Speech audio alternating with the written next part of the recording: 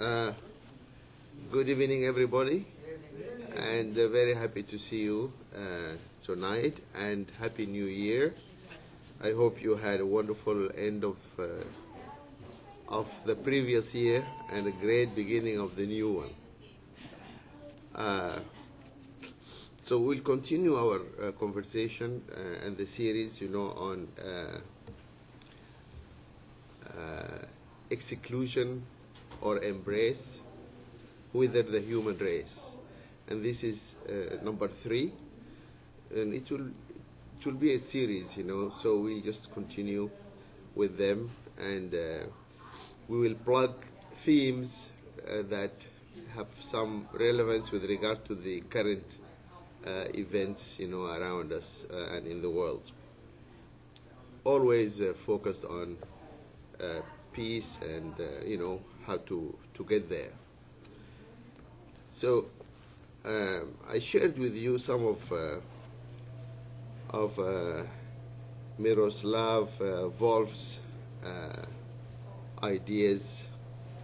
He's a Christian scholar, as I said earlier on, and he wrote this fantastic book, which is called Exclusion and Embrace, and which is a winner of an award in religion, and which is basically a theological exploration of identity, otherness, and reconciliation. And we just celebrated the life of Mandela, and Mandela's contribution has been mainly on this area: otherness, inclusion, and reconciliation, and truth, of course, which is very important. So anyway, I will share a few of his ideas here to set the context for the evening, and then I will share with you some of what we have been saying on Palestine in our previous conversations, and also I'll share with you my own writings about South Sudan, even before it came to exist as an independent state. And then we'll have a chat. So Mr. Wolf says that one of the problems of humanity in terms of this issue of exclusion and embrace, and we are in DC, and DC is a city of politics. So the root of the problem, according to the writer, is that there is something called the politics of purity. The politics of purity. And he says on that, the blood must be pure. German blood alone should run through German veins, free from all non-Aryan contamination. The territory must be pure. Serbian soil must belong to Serbs alone, cleansed of all non-Serbian intruders. The origins must be pure. We must go back to the pristine purity of our linguistic, religious, or cultural past, shake away the dirt of otherness collected on our march through history. The goal must be pure. We must let the light of reason shine into every dark corner, or we must create a world of total virtue so as to render all moral effort unnecessary. The origin and the goal, the inside and the outside, everything must be pure. Plurality, listen to this, as opposed to the reality of our world. Plurality and heterogeneity must give way to homogeneity and unity. One people, one culture, one language, one book, one goal. What does not fall under this all-encompassing one, quote-unquote, is ambivalent, polluting, and dangerous. It must be removed. We want a pure world and push the others, quote-unquote, out of our world. We want to be pure ourselves and eject, quote-unquote, otherness out of our world.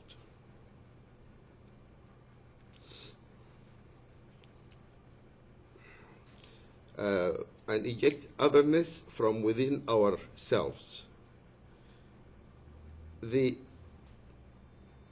will to purity, quote-unquote, contains a whole program for arranging our social worlds, from the inner worlds of ourselves to the outer worlds of our families, neighborhoods, and nations. This is Levi-Strauss, a quotation. It is a dangerous program because it is a totalitarian program, governed by a logic that reduces, ejects, and segregates. So he continues to say that this is exclusion as elimination. Most recently, at work with such shameless brutality in places like, as we have seen, Bosnia and Rwanda in particular, and other places of similar tragedies. The more benign side of exclusion by elimination is exclusion by assimilation. You can survive, even thrive among us, if you become like us. You can keep your life if you give up your identity. Using the terminology employed by Claude Lévi-Strauss, in Triste Tropique, the sad tropics, we can say that exclusion by assimilation rests on a deal. We will refrain from vomiting you out if you let us swallow you up. So,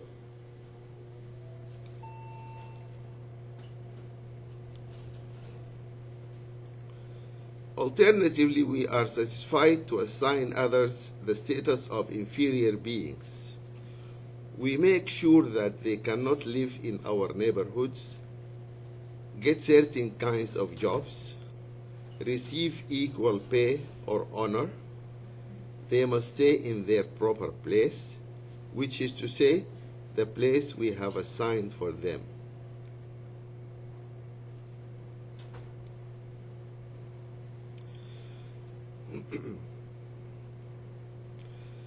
As William Faulkner's intruder in the dust, they must be niggers, quote unquote, first, and then we may be prepared to treat them as human beings. We subjugate them so we can exploit them in order to increase our wealth or simply inflate our egos.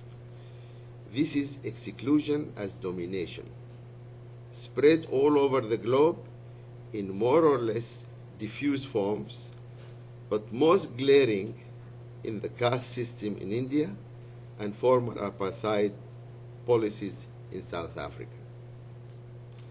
A third form of exclusion is becoming increasingly prevalent not only in the way the rich of the West and North relate to the poor of the Third World, but also in the manner in which suburbs relate to inner cities, or the jet-setting creators of high value, quote unquote, to the rabble beneath them. It is exclusion as abandonment, like the priest and the Levite in the story of the Good Samaritan, We simply cross to the other side and pass by, minding our own business.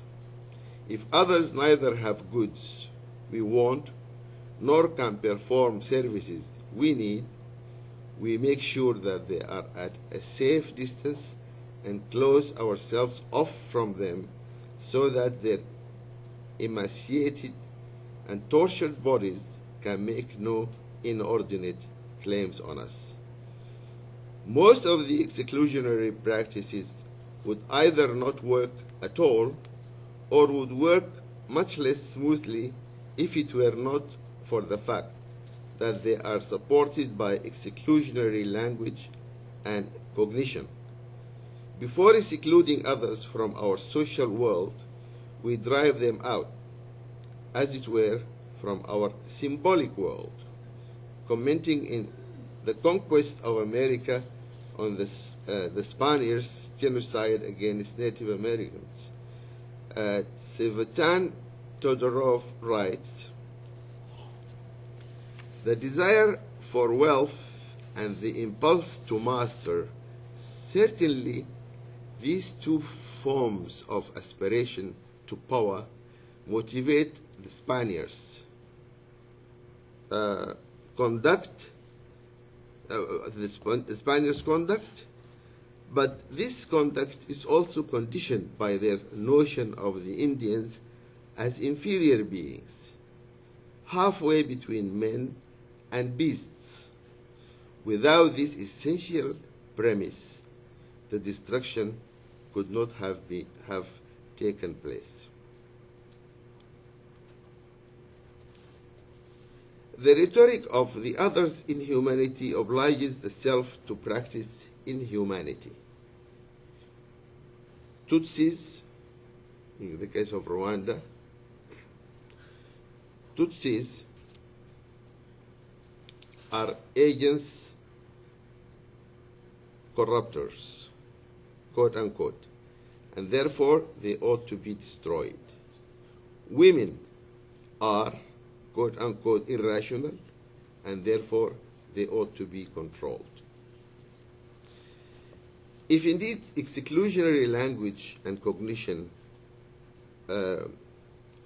we may call this symbolic exclusion, serve morally to underwrite the practice of exclusion, we should be warned against tracing them back to, quote unquote, ignorance, against seeing in it a failure of knowledge or a poverty of imagination.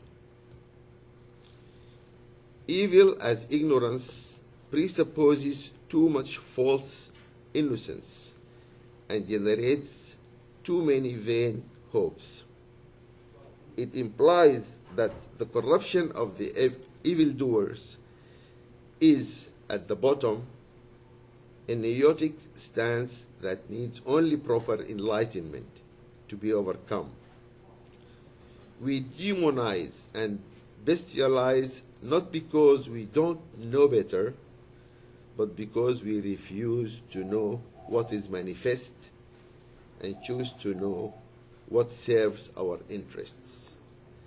That we nevertheless believe our distortions to be plain verities is no counter-argument. It only underlines that evil is capable of generating an ideational environment in which it can thrive unrecognized. So the practice of exclusion and the language of exclusion go hand in hand with a whole array of emotional responses to the other, ranging from hatred to indifference. These exclusions both call forth emotional responses and are sustained by them.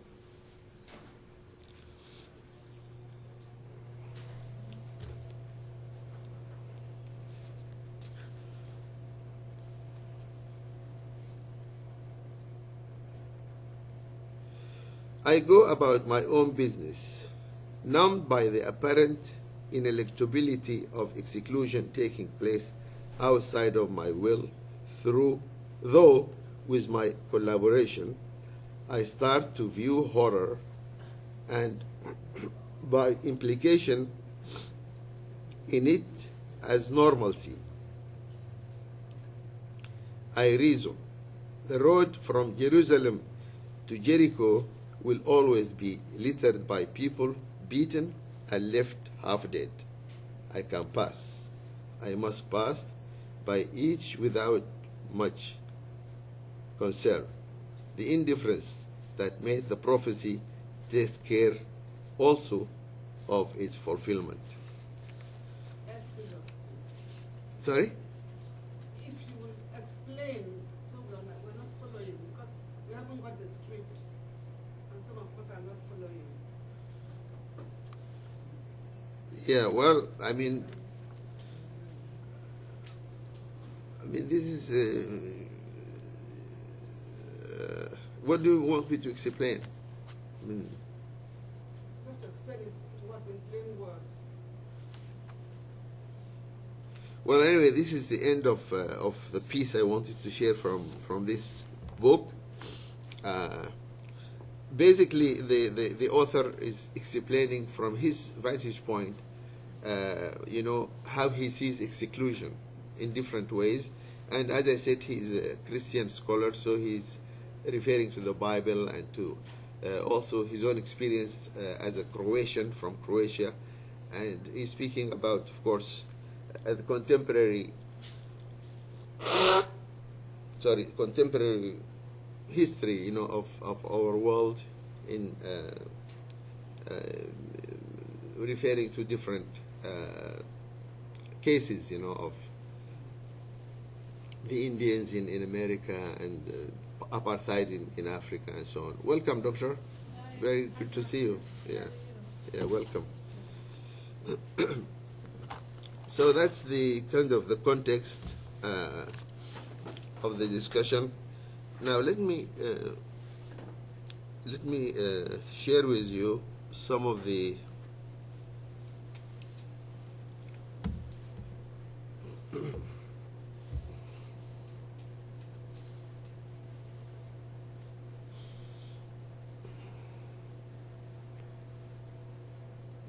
ideas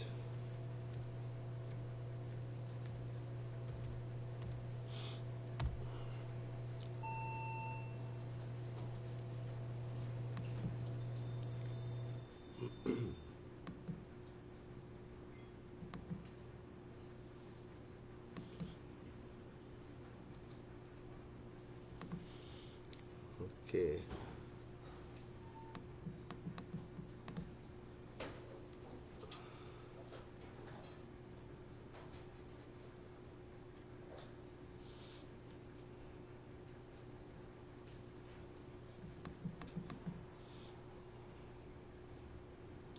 So now we go to I just gave an introduction based on this book written by Mr. Wolf, who is a Croatian scholar in Yale, and he wrote a book on the theme of exclusion and embrace, from a biblical Christian perspective, but rooted in the tragedy of the Balkans, and then his witness of history, and he spoke about the American Indian tragedy, and also the apartheid and Rwanda and Tutsis and Hutus and so on. So just to set the tone for the context of the conversation tonight, our emphasis will be on the Holy Land. That Kerry is making an incredible effort to try to help Mr. Abbas and Netanyahu to sort of get together and try to work and keep their eyes on the prize, which is the big goal of all of us, that these people reach an agreement and not be bogged down by small politics on both sides. So anyway, and then, the problem of South Sudan, erupting into potentially another, war zone. So we had, in this conversation, in our Peace Quest, on March last year, our subject was Peace for Palestine, what needs to be done. Remember Sandy Kay, thanks to Sandy's efforts, we had a report on this, and we had a speaker, a good friend of mine who is a Palestinian.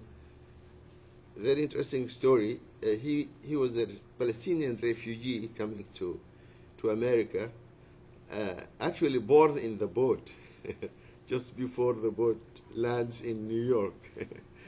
And so he's a Palestinian, like made in Palestine, born in a boat, and educated and raised in America. And he's a libertarian guy, very interesting, and he's a Muslim. So remember, his basic contribution to the issue was that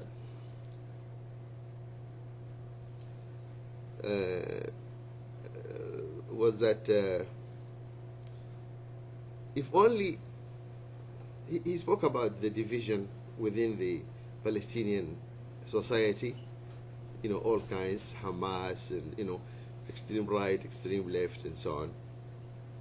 But also he spoke about the divisions that prevail within the Israeli society, because they also have their right-wingers and left-wingers and so on. So I mean, it's just the human drama everywhere.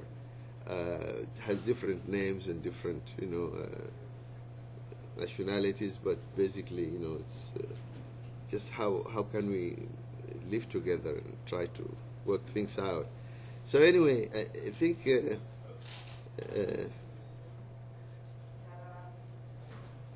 his thesis was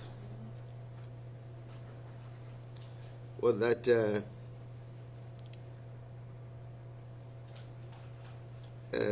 we need to convince both Israelis and Palestinians,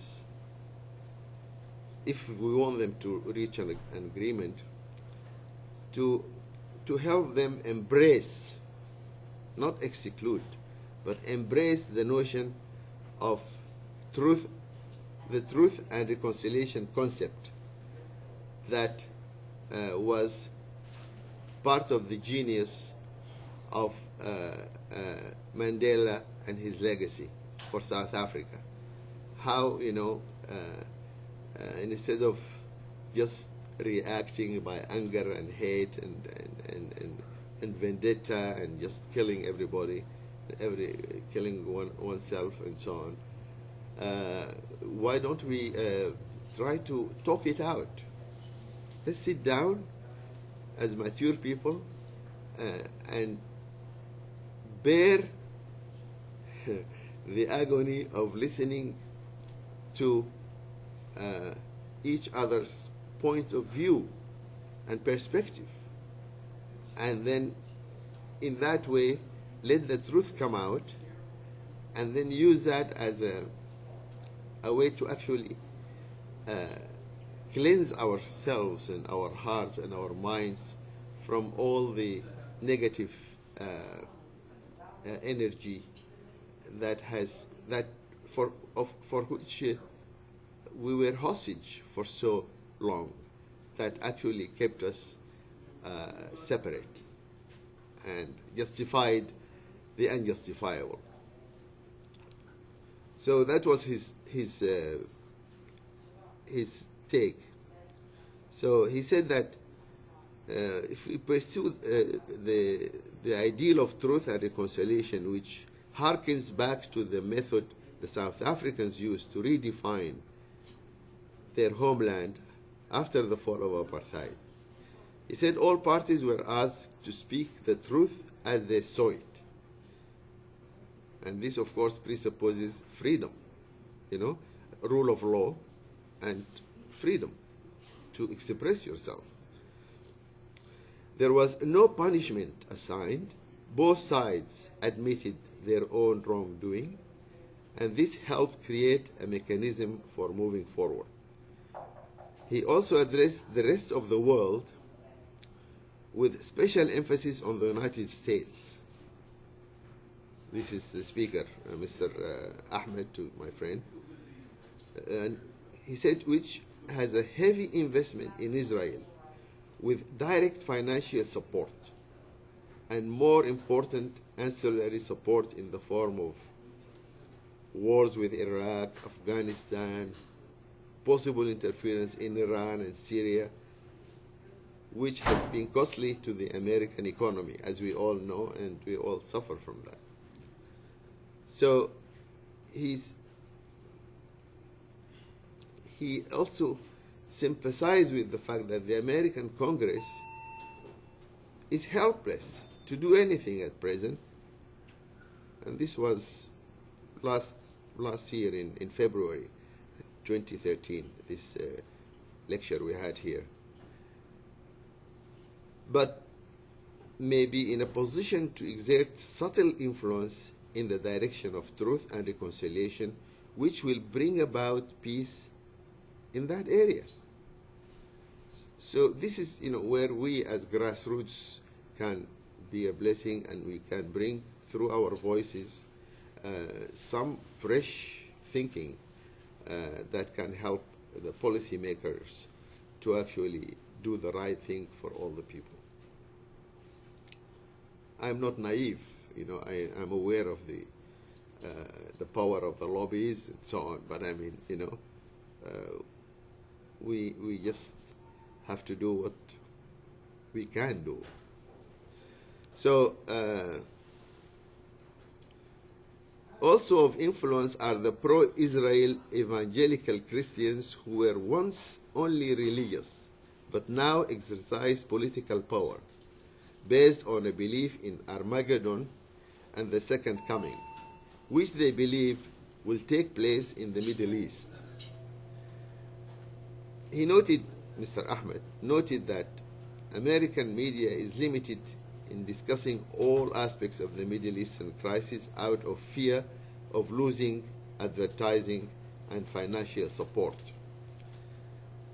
And this is a tension between self-interest, money, ethics, morality, and truth. No, sorry, please let me finish, and then you can ask whatever you want. The only independent news source is the Christian Science Monitor, which is financed independently and does not fear criticism. Dr. Ahmed ended his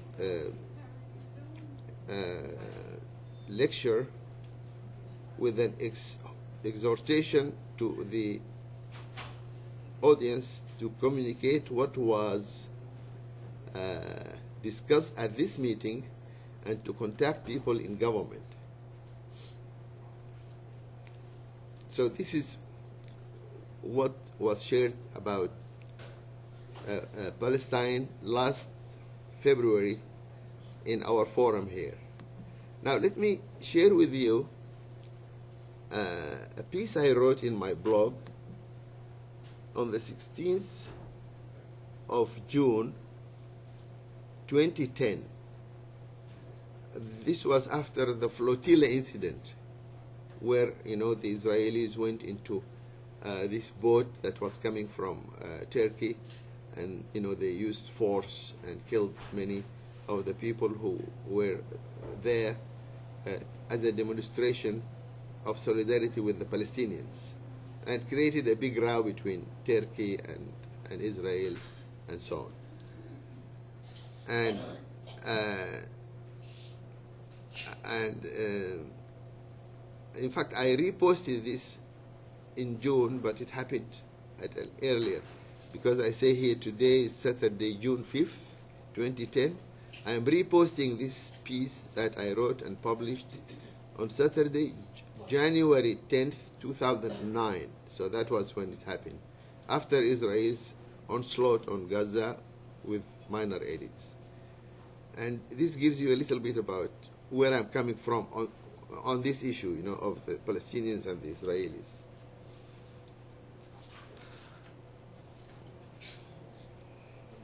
I said for much too long, the Middle East problem has been beholden to greedy and self-serving lobbyists and cynical politicians who exploited both sides for selfish and small politics and made their zero-sum logic into a religion. It's clear that I'm done with this, because nobody really cared or dared to address the root causes of the tragedy. Both the Israelis and the Palestinians became prisoners of a mutually exclusive and a self-destructive zero-sum narrative of hatred, justifying wanton violence and perpetual warfare. And I said, it is high time that the enlightened and progressive thinkers on both sides dare thinking out of the box and start a serious and a genuine interfaith, cross-cultural and soul-searching existential dialogue, a dialogue that is free and objective, that can allow them to go deeper and fly higher. By critically and rationally revisiting their narratives and histories in a deeper, larger, culturally and religiously more informed and dialogal and sensitive way, they will find the truth. And that truth will finally set them and all of us free. It is high time, as we have been advocating since '85, for a societal, cultural, religious, and socio-economic transformation and renewal befitting the best and the noblest of the 21st century. It is high time, as we have been, it's high time that we dare to invent a thoughtful and enlightened, practical and workable win-win vision that liberates both sides from their worst demons and help unleash their better angels and ours. So this is about, the Palestinian peace. Now, with regard to South Sudan, let me share with you just a small piece that I wrote before the referendum of South Sudan. This was in our newsletter, which is called the Peace Quest Messenger, which has the 3 words: faith, truth, and peace. These are our kind of logo. And this issue was of fall 2010, and the referendum was, of course, in 2011. And this was a special newsletter entitled Foggy Bottom and Sudan, the Link. So I entitled this, as an editor of this newsletter, as A New African State, a Blessing or a Curse. So, I was going beyond the politics. you know. I said that the Tea Partiers and many Americans are disenchanted by the dysfunctional behavior of their elected representatives. They can't understand why partisanship trumps serving the common good. The main reason why they were elected to their positions in the first place. By contrast, most people in the Sudan are disenchanted by the way the Sudanese politicians have been wasting precious time in small politics. This is my way of showing, you know, the similarities and, you know, the fact that, you know, humanity is humanity, and, you know,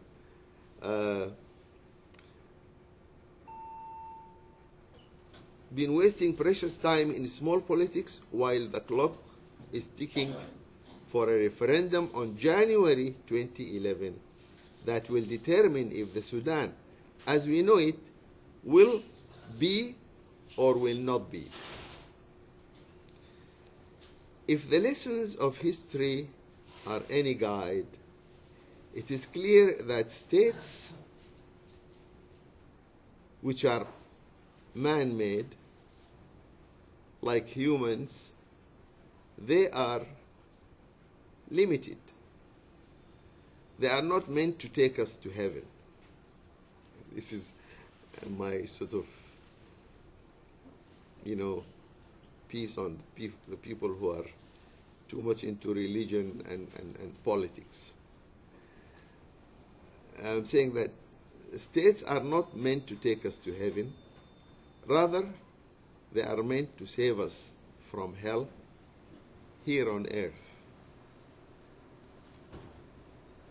When human beings speak and act on raw emotions and passion rooted in greed, anger, fear, vanity, self-righteousness, and hatred, and when they fail to rein in their worst demons, they are capable of causing great harm and tragedies.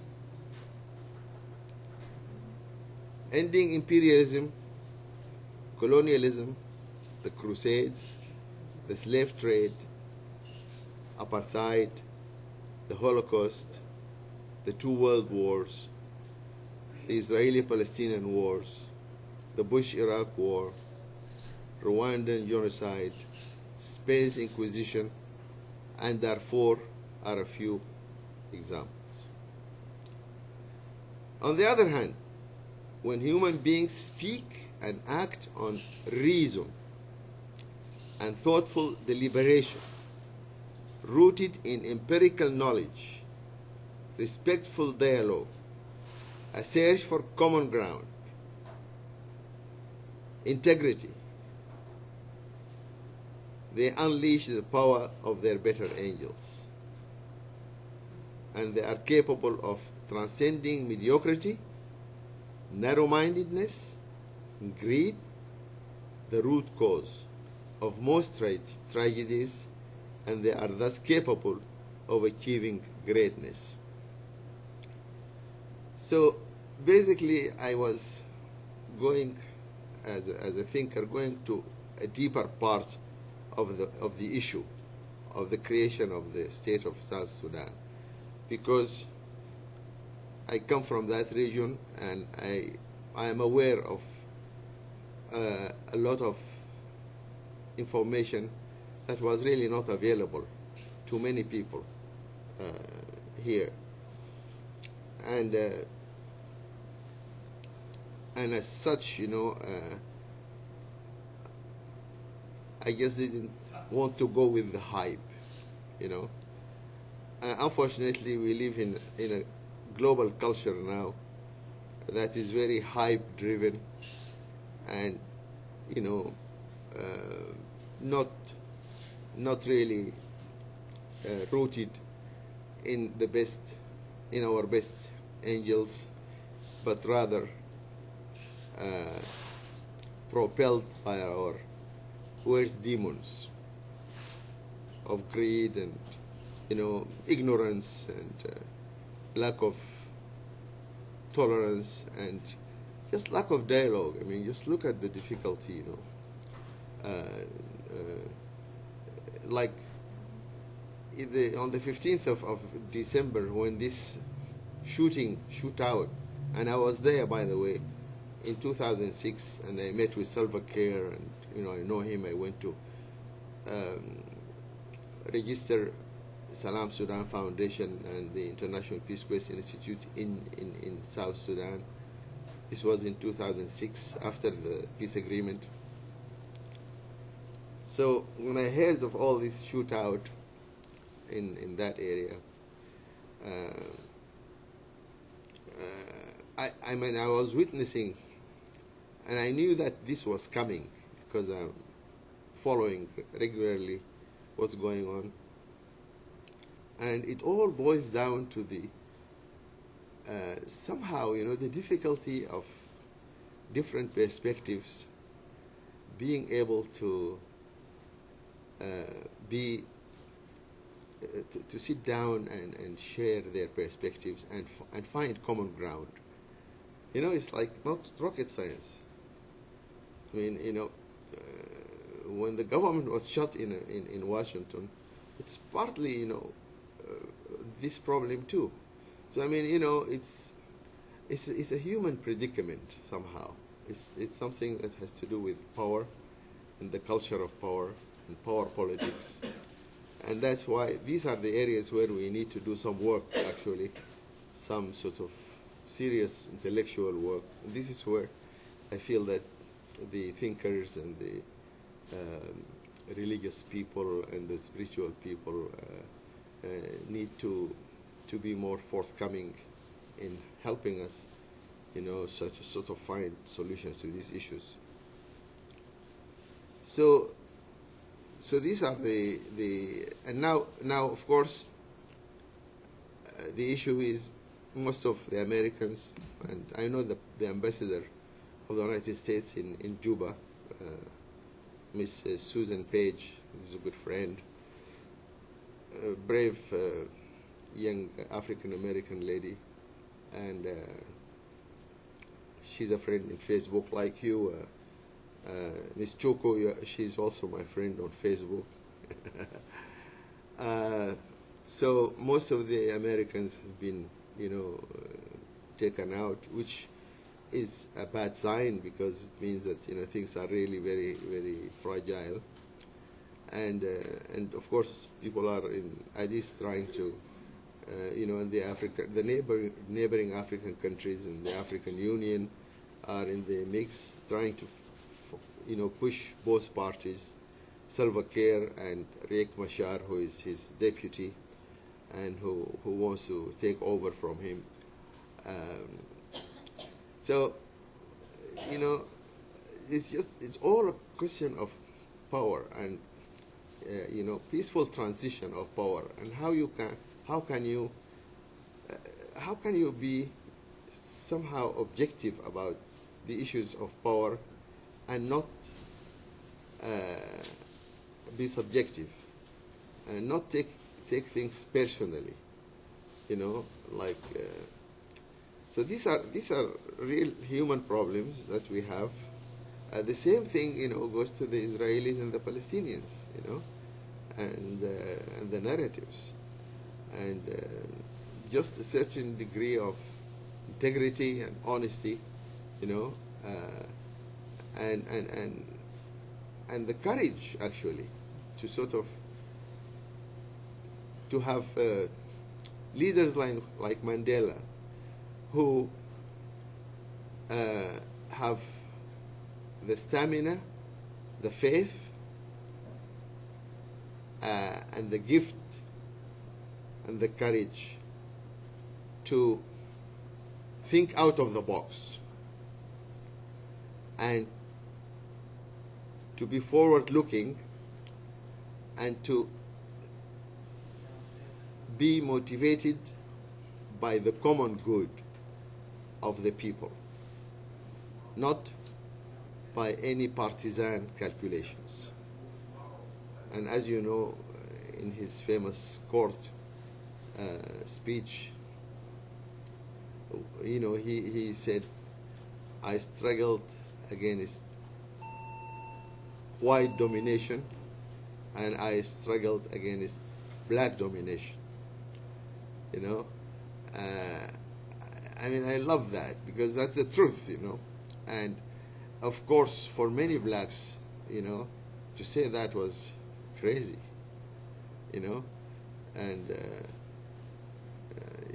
like coming back to this country, maybe that's partly why Malcolm X was killed, because he was moving towards a discourse that was not sort of following, the popular kind of language of his time. And so, and of course, maybe that's why we lost Martin Luther King Jr. And by the way, this is January, of course, and this is his birthday. I am honored and very blessed to have almost made it in terms of my birthday to January, because I'm born on the 23rd of December. So I feel like there is some proximity. Of course, some of my Christian friends think that I'm a fake Muslim because I should be a Christian, born on the 23rd of December. What am I doing? So anyway, with that, I bring this to a close, and please I open the floor for your input, any comment or any question. I'll be very happy to answer. I'm very, very happy to see you. And I'd like also to welcome Dr. Edith. She's a fantastic African-American intellectual and a professor of outer space development, which is, it shows you, it shows you the discrepancy in terms of talents, in the world. Here we have an African-American, professor and scholar, PhD in space science and space development, and looking into all the possibilities, of developing outer space. And the Republicans and the Democrats can't work out, their issues, and they shut the government. I mean, come on. So something is crazy here. But anyway, so we are honored to have you in our midst. You are always welcome. You are always welcome, and we would like to win you to our small group. This is a conversation that takes place every second Wednesday of the month, right here. And we'll have a chat, and then we'll have this fantastic movie, because last time, remember, we started the movie, but it has some issues. So I got a good quality DVD on Viva Mandela, Hero for All Seasons. This is a very good quality. So for those of you who have some time and would like to watch it, will please feel free to stay. But now, the floor is open, and please, yes, my friend. Okay, I don't think dialogue will work with Palestine and the Israelis. The only thing worked, and this worked when Secretary of State was Baker under President H.W. Bush, and that was leverage. In other words, you have to stop the settlements, and the only way you're ever going to do that, and Kerry's not going to be successful because he won't be able to do it, and that is to hold back funding to Israel, whether that's guaranteed loans, military funding. Dialogue is just not going to work. You've got to stop the settlements. That's right. Money talks. Money talks. Absolutely. Well, this is very interesting what you said. I think I agree with you, and I believe that as as Kerry would put it, all options are on the table. So, but at the end of the way, when all is said and done, all what intermediaries can do is to actually use all the leverage they have to help the parties come together to actually have a dialogue and iron out their differences, because they are the people who will live in that place, not us. So they have to find a modus vivendi, that works for all of them. If they have to have peace, and if we can have peace, because that's where the fact that America has invested so much in Israel, all the wars, 9/11, Iraq, Afghanistan, even Al-Qaeda now in Syria or in Mali or everywhere. But there is for the Cold War, that was the most pervasive of length and of effectiveness, and just an awful experience for many people. I agree with you, and I was a victim of the Cold War, personally, like Mandela was too. And that's right. You know that the CIA has helped the white security apparatus in South Africa to nab Mandela and to put him in jail. Did you know that? So I know what you are saying. And in Africa, we have a very interesting proverb. It says that when the elephants fight, it's the grass down under them that suffers. I remember in '71, I took a public stand against a dictator in Sudan when there was a courageous initiative to take him out, and I sided with the people who wanted to take him out. From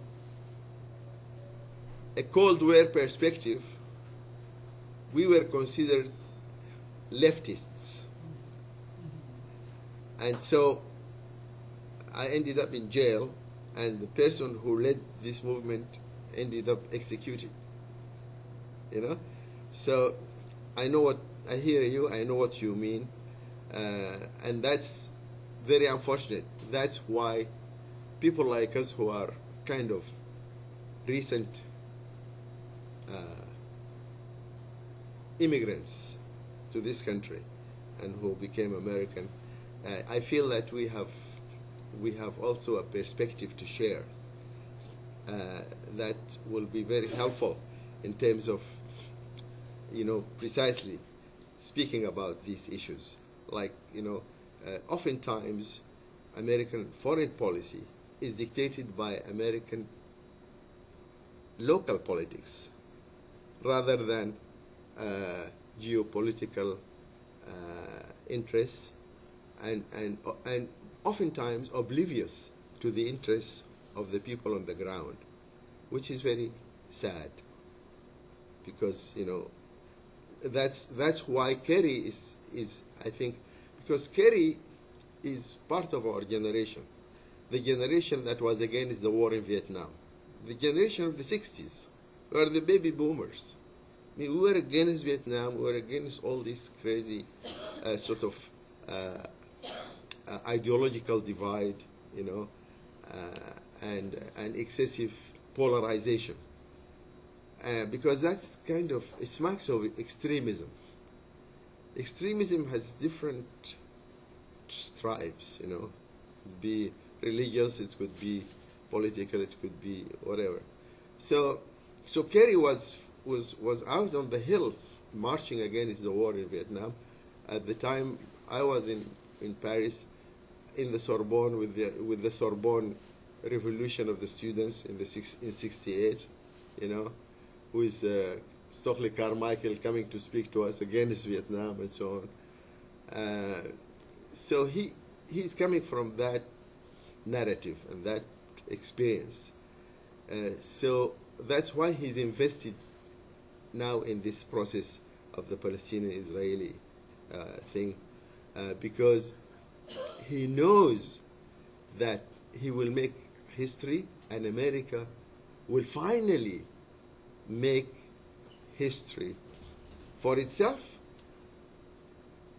but for also the world, and for itself in the world as a leader from the front and not from the back.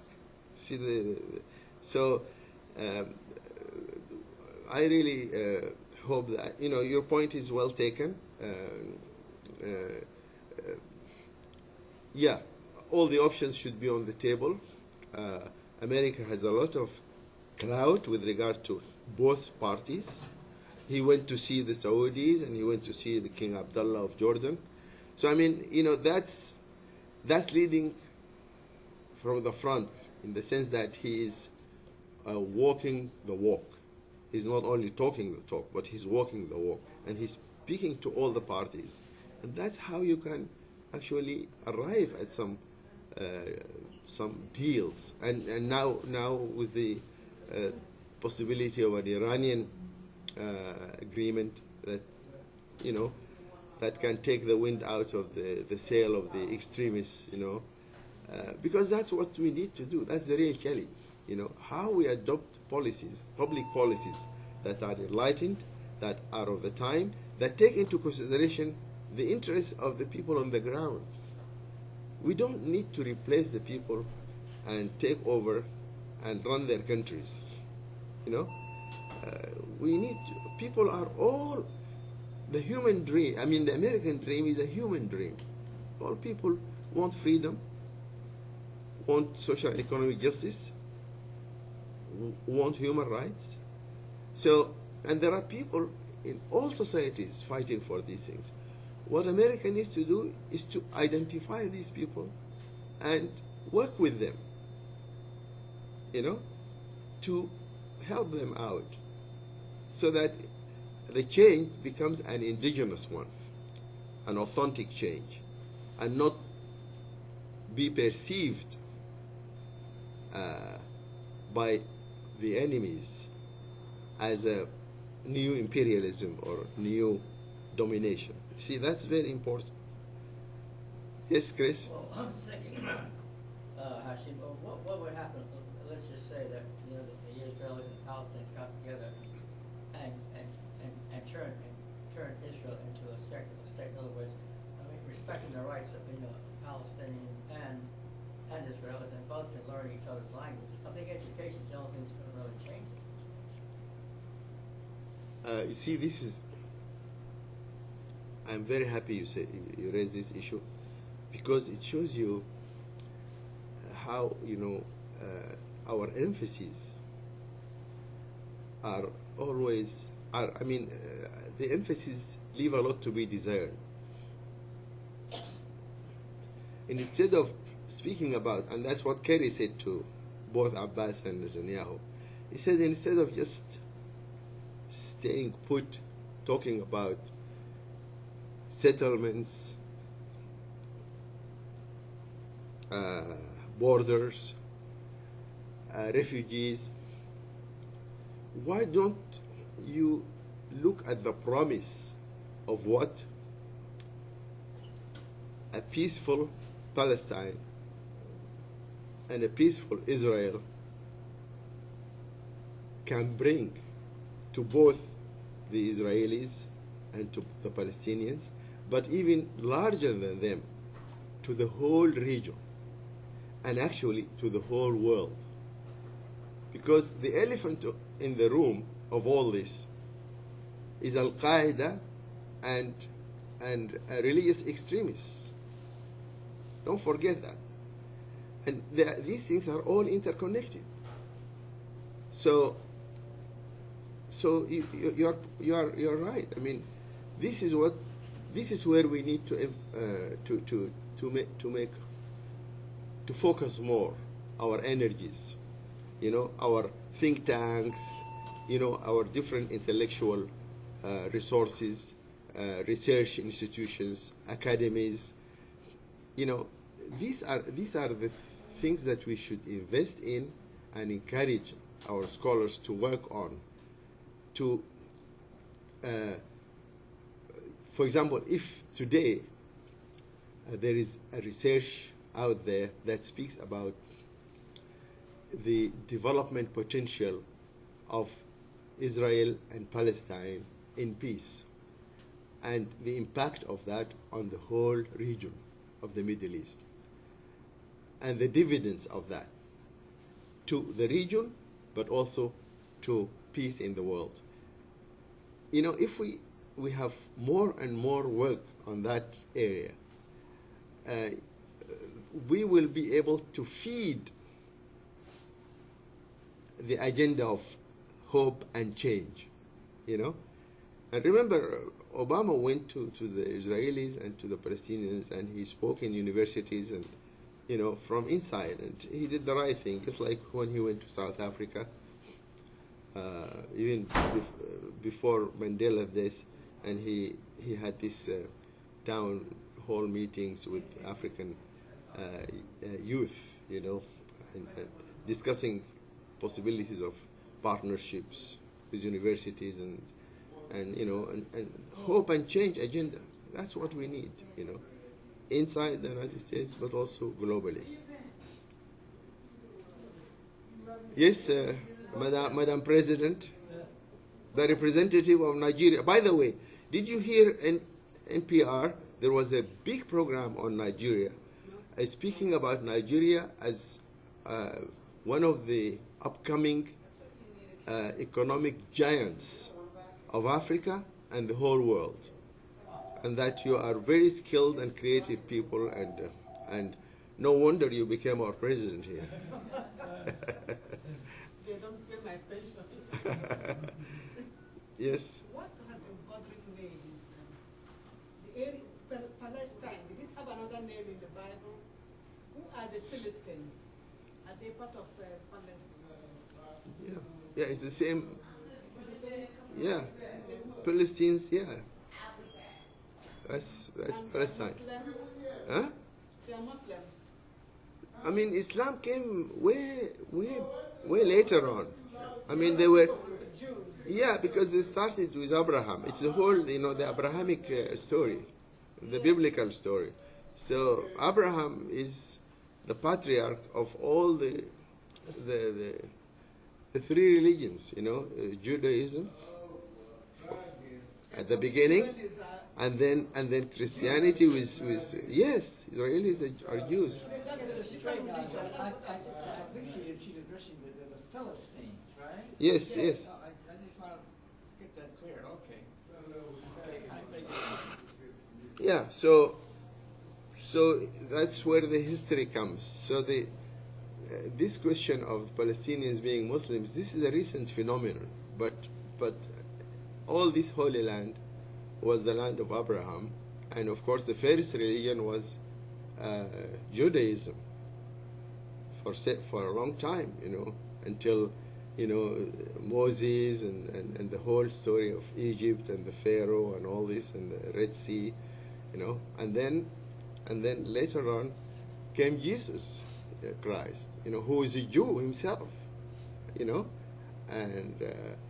and he tried to renew somehow or transform certain things, because from the Abrahamic tradition, in all three faith traditions, in the Old Testament, the New Testament, and the Quran, God keeps telling us actually that God is merciful, and he loves the people, and so he sends us, and he gave us these books so that we sort of have our act together and try to be good in his image. But then he also knows us very well because he created us, and he knows that we have our failings, and that we are sinners, and that we are, we are just human because he created us that way. And so the tradition has been that he sends us from time to time prophets who remind us of God, because basically if we don't forget God, we wouldn't be in trouble. But oftentimes we play God ourselves because we let the elements and our demons take over. So we play God, and that's where we can, and I alluded to this in my article about blessing or curse, and power, and the interplay between power, greed, vanity, self-righteousness, arrogance, ignorance, all these things. So that's, I think that's the with regard to what you were saying, the Palestinians come from that tradition. And of course, the Arabs and the Jews in the narrative of Abraham, there is Isaac, who is the forefather of the Jews, and then there is Ishmael, who is from whose progeny come the Arabs, and these people. You see, this is a problem. And these people, they are relatives. They're all Semites. Yeah, they are relatives. So I mean, why don't we hear anybody talking about them as a family? You see, like, why don't we talk about what unites these people instead of always focusing on what divides them? You see, this is a problem of the world. And here, this is where I have some reservations about the political paradigm, or the paradigm of the dominant political culture, which thrives on divisiveness, basically, and on manipulation, not on unity and education and knowledge, And that's why, by the way, a lot of people in many societies who are brilliant, they don't go into politics because they have reservations about this culture of that sort of celebrates, spin,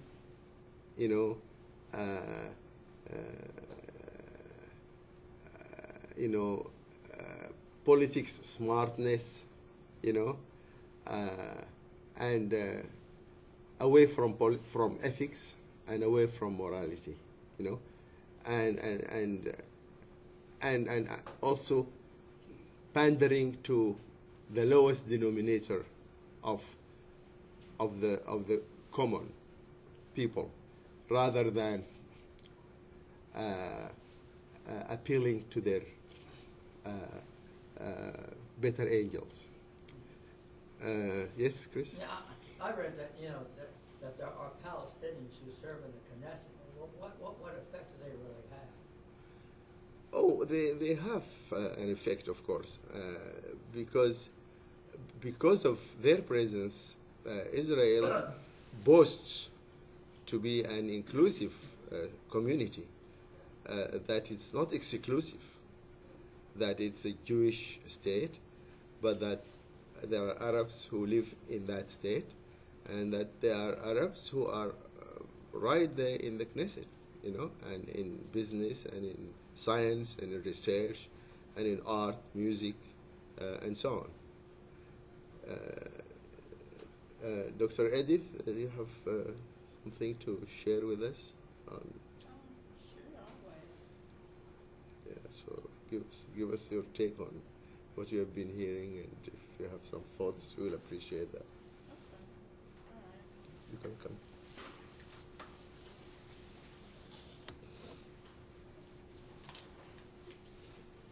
Start here because we're filming this. So yeah, okay. Hi, everyone. I always get accused of talking about outer space development too much. Well, I took very careful notes of much of what Professor was saying. For example, he suggested that people find ways to focus on what they have in common more so than what divides them, that people focus more on their higher abilities, their angels instead of their demons, that we find ways to promote peace instead of conflict, and so on. So that's what my research looks at. I asked myself a question a long time ago, about 30 years ago, and that question was, what would it take in order for humankind to stop repeating the same pattern, past practices? And the answer is to stop those patterns in the embryonic state.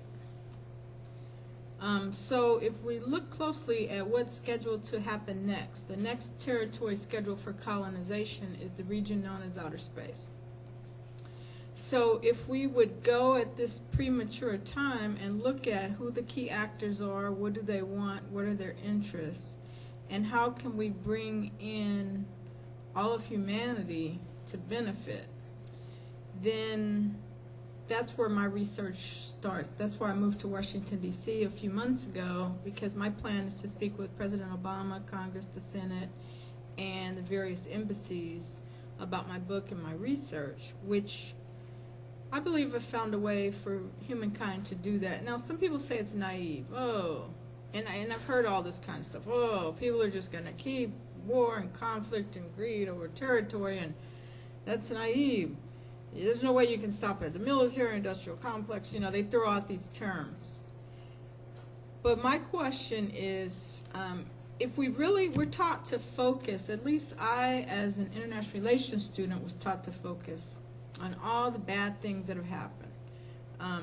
The discussion tonight started off with genocide, Rwanda, Darfur, the Native Americans in the United States, the Israeli-Palestinian conflict. But if you think about it, think about the story of Moses. Okay, does everybody remember that story? Is everybody familiar with the story of Moses? Yeah. Okay, so the Pharaoh, he put out an edict that the baby boys, was it the firstborn son or was it all baby boys? Does anybody remember that they were to be killed? Remember? Yes. Was it the first baby boy or all babies? Was it the firstborn baby boy? No, all babies. All babies. Wasn't it all baby boys? All boys. Okay. All right. So he had this law out, right? That all families were supposed to surrender their baby boys to be destroyed. So Moses' mother, she said, I'm not going to take my baby to be destroyed. Remember what she did? She found a way. She put the baby Moses in the basket, and she followed him. And so, just for fun, I'm going to call her a naughty woman, okay? Because she was going against the law, okay? To protect the baby of all things. Then there was another naughty woman who was taking a bath. I believe she was the Pharaoh's daughter, right? Yes. And so she was naughty too because she decided to take the baby and to raise him as her own. Okay. So, but if you think about it, go back to a time. I remember a time when people used to sit out on the front porch and you couldn't walk down the street because people were saying hi to you. They were making you come and taste something. People had big pots. They were cooking lots of food. If someone died in your family, then all these cakes and dishes of food would come and all that kind of stuff. And if you think about the story of humankind, the story of the people that you all know, that you grew up with, that you live with, that you saw on a daily basis, the story of humankind involves more cooperation than it does conflict. bullies are not the majority. Horrible events and shootings are really not the majority. There's more weddings and babies born than there ever were school shootings. However, the family reunions, the picnics, the gestures, raising other people's children to give them a home, those things don't make the news like the school shooting. So we're constantly convinced that international relations is all about genocide, it's all about conquest, it's all about war. But it has also been about cooperation. The Cuban Missile Crisis, for example, in 1962, that didn't lead to all-out nuclear destruction, and we didn't have World War III over that. Kennedy and Khrushchev found a way. Now, if you go to the Soviet Union, they'll say Khrushchev found a way. If you go to the United States media, they'll say the United States found a way. But actually, after carefully reviewing documents and information regarding that conflict, Kennedy and Khrushchev found a way not to blow each other up with the nuclear weapons, okay? So, I have a not so tough job, but I have a challenge, and that is to get people to believe that it is possible for the American dream to actually become an international dream, and that all people really can go down in the history books and contribute to something greater than ourselves in any one country. And first of all, there's nothing else. The 2 wars in 2008 didn't jumpstart the U.S. economy this time. That had been the excuse for having war. Didn't work this time. So I believe that there is a way to link humanity, to have positive international relations, to give the Palestinians and the Israelis and North Korea and Iran and Iraq, the insurgents in Afghanistan, a reason to trust the international community again. And that is to say that as political and economic elites begin plans for developing the next human colonization project, that we find ways to include all people, irrespective of their background, ethnicity, class, geographical circumstances, political disposition, to be invited to the outer space development contribution and benefit table. In fact, that's what, did you all know, in conclusion, did you all know that there is a treaty to govern outer space already? No? Hardly anybody knows about it except for a few space lawyers. But that treaty was in... Space lawyers, you said? Yes, space lawyers. Never heard of such a thing. Yeah, well, now you're hearing about it. Okay, no, I don't mean to be offensive. Google it. No, it's just... I'm naive. Yes, space lawyers, yeah. Yeah, which... Actually, okay, do you remember Sputnik? Do you remember the Sputnik launch in 1957? Oh, that's the Cold War, and oh boy, Yeah. oh my, that was a big bang, all right. Yeah. Now, some people called it the Red Menace, and I'm told that people would look up every 90 minutes, and there was something beeping, and right, exactly. Okay. And now, but that was actually, do you use the internet? Every now and then? What's it worth? I'm not sure. What do you think? Have you ever used the email? Well, once again, I'm not sure where you're going. Well, have you ever used a debit card? Debit card. Uh-huh. Well, What about a credit card? How about a cell phone? well, that's inclusive of everybody. But, What about cable television? Have you ever watched a movie on cable television? don't look at me. Look at that. Well, no, I just want to ask you a question. They want to know now. You got the curiosity up. Have you? Have I? Have you ever watched a television program on cable? adding that extra momentum to it on cable. Mm-hmm. Well, suppose I don't have cable. I don't have it either, but I've seen movies. Like I've gone to my sister's house. I've watched movies on cable with her. I've been in hotels and seen movies come through the cable network. It's of no consequence, really. It's just part of technology as it advances. For what worth, I'm not sure. I'm just on that train for the ride. Okay, so on the train for the ride, have you ever used a cell phone? Yeah, I Okay. use a cell phone occasionally. All right, thank you. All right, so cell phones, the internet, cable TV. What's that? Oh, it's time to go? Yeah, that's Okay. okay. No, finish what you want. Oh, okay. I thought President Obama had come. Those products and services are all complements of technologies which are not located on Earth. They're located in the region known as outer space.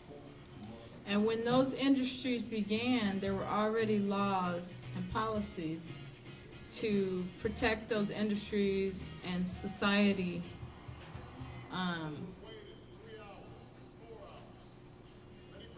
So space law, that's where the space lawyers have come in historically. They were the attorneys responsible for laws to govern those territories right after Sputnik. That's when the laws started getting formed from 1957 till 1967. So there's a treaty called the Outer Space Treaty of 1967. So all this is available on the internet, and you can find out more. And thank you for allowing me to talk. Well, I have to do that to like bring you into, you know. Okay. All right, thank you. All right, Dr. Eddie, thank you so much. Appreciate it. Okay, so we will now move to the movie section. Viva Mandela, a hero for all seasons.